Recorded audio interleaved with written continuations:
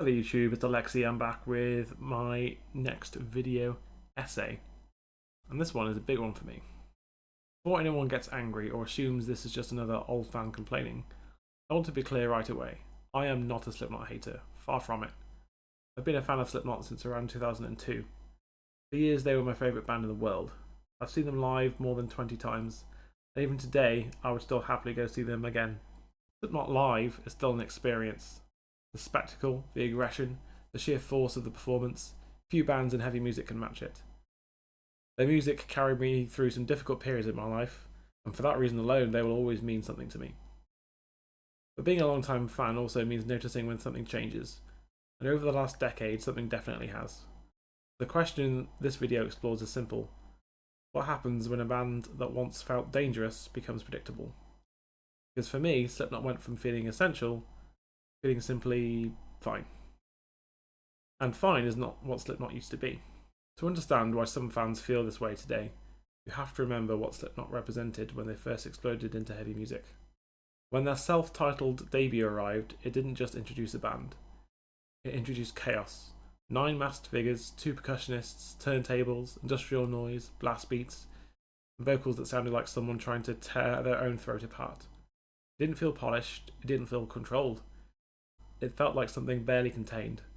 Then came Iowa, which somehow took that intensity and pushed it even further. Iowa wasn't just heavy, it was suffocating. It sounded like a band channeling something genuinely dangerous. After that, Volume 3, the Subliminal Verses, showed another side of the band. Melody, experimentation, more complex songwriting, but it still felt urgent. Even when Slipknot evolved musically, they still sounded like they had something to prove. That energy carried through the late 2000s with All Hope Is Gone, which cemented their position as one of the biggest metal bands in the world. For a decade, Slipknot didn't just exist in metal, they dominated it. Everything changed in 2010 with the untimely death of bassist Paul Gray. Paul wasn't just another member of the band, and to me he represented something special. He was a key songwriter and a stabilising presence inside a notoriously chaotic group.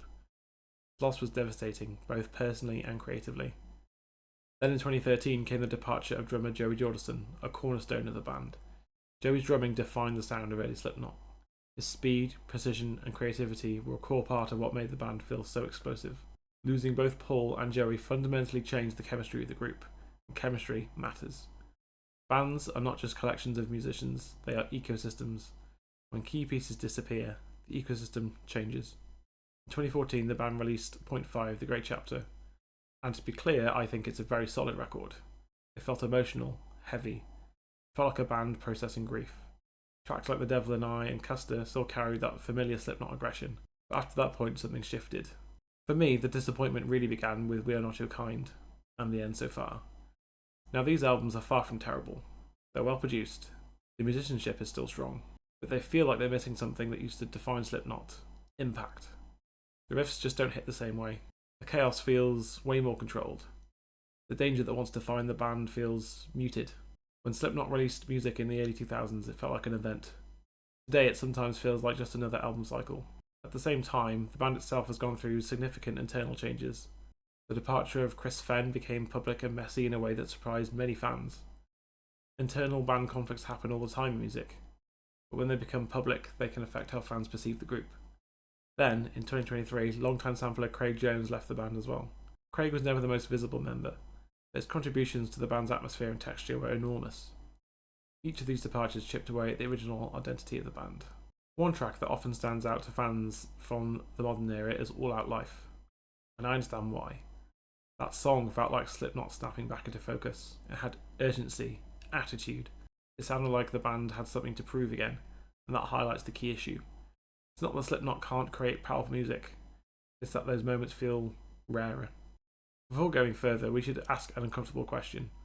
What if the problem isn't Slipknot? What if the problem is us?